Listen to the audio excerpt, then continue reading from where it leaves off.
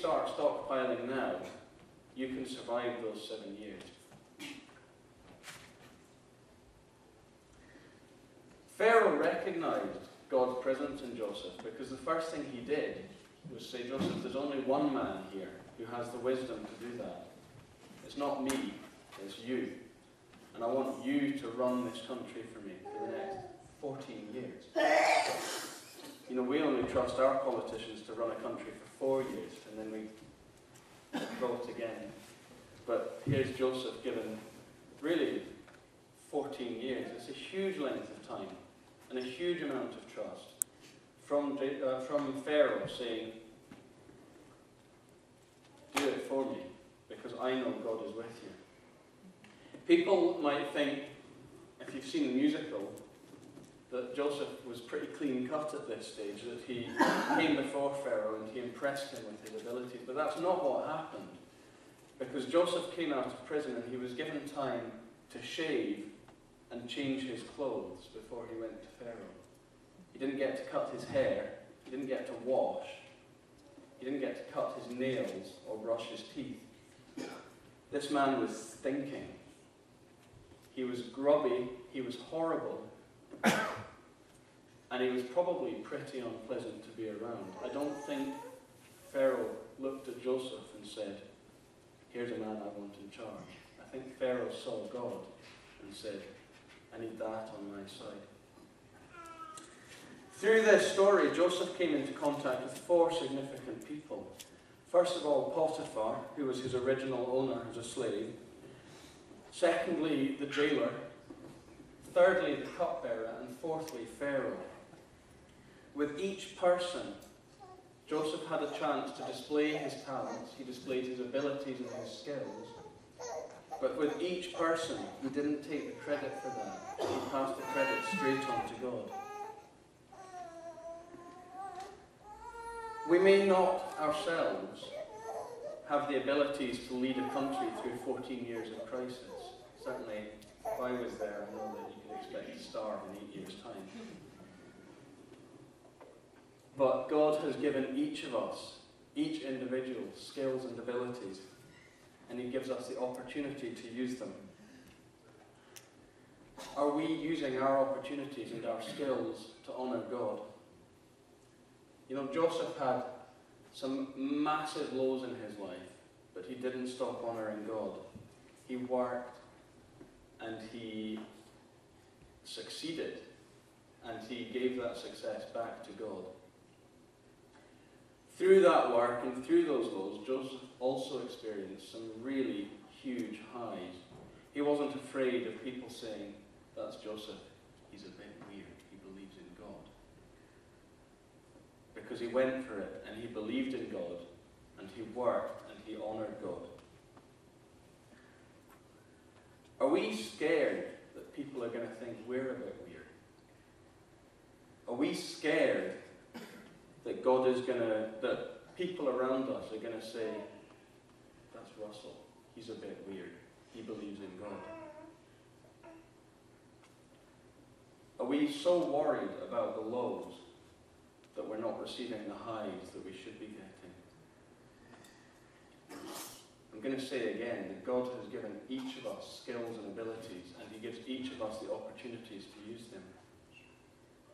We need to have the courage, through the lows and the highs, to say, that's my God, and He's put me here, and He's given me what you're seeing. I know it's not part of this story, but there's a verse in Romans that I love as well, because again, it's just a huge encouragement to know that for those who love God, all things work together for good, for those who are called according to His purpose. So that's why Joseph is one of my heroes. Thank you.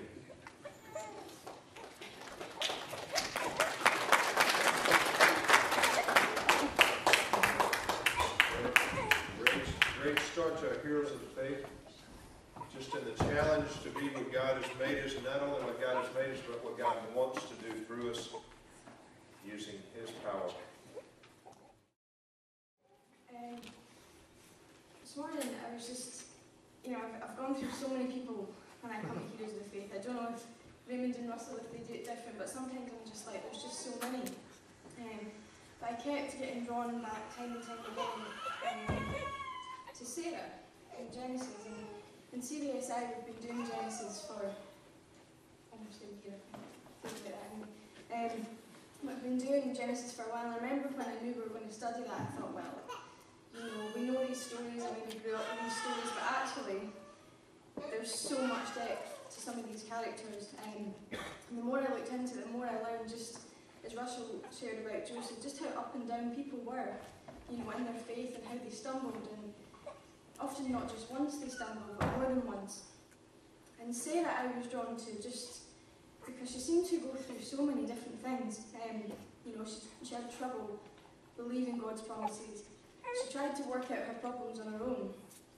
And she also actually tried to cover up her faults by blaming other people. And it's funny because I look at that and I see myself in some of those. You may see yourself in some of those as well. Sarah's story starts a bit like this little story I read.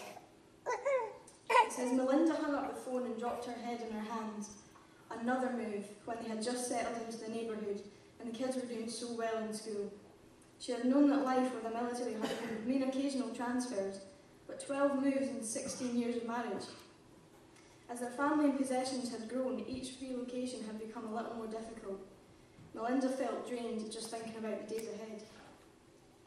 And in the beginning of where we find Sarah in Genesis 12, it says in Genesis 12 verse 1, the Lord said to Abraham, leave your country, your people, and your father's household, and go to the land I will show you. I will make you into a great nation, and I will bless you, and I will make your name great, and you will be a blessing. And it talks about how Abraham left, with everything he had. He left with his wife, his nephew, their possessions. And when I was reading that, I often don't read the Bible so easily. I go, actually, what was she thinking? She just got upped and moved, just because God told Abraham to.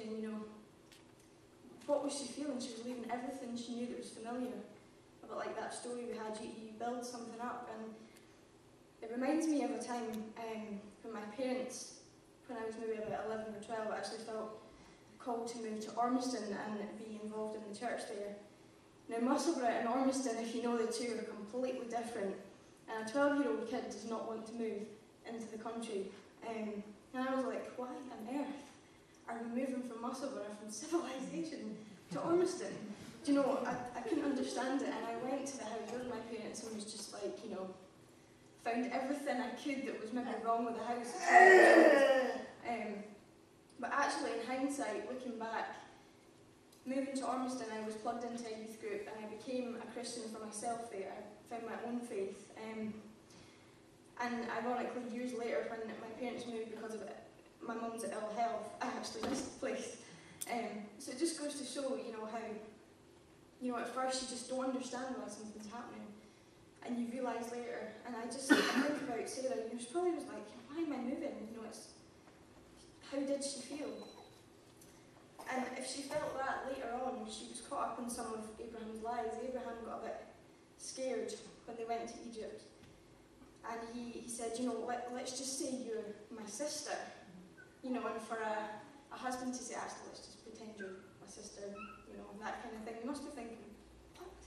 Do you know what I mean? I'm your wife, not your sister. But on the flip side, she also knew Abraham was trying to protect himself, so she got caught up in what he was doing. And that was one of two occasions she got caught up in that, because Abraham himself stumbled. He lied on a second occasion. And I just look at these people and just think they're so imperfect, but they're used by God. Later on, Sarah's life turned a bit crazy. She knew what God had promised. And I just want to read a bit from Genesis 16. It says, now Sarai, Abraham's wife, had borne him no children, but she had an Egyptian maidservant named Hagar. So she said to Abram, the Lord has kept me from having children. Go sleep with my maidservant, perhaps I can build a family through her. Abraham agreed to what Sarai had said. So after Abraham had been living in Canaan 10 years, Sarah, his wife, took her Egyptian maidservant Hagar and gave her to her husband. He slept with Hagar and she conceived. When she was pregnant, she began to despise her mistress.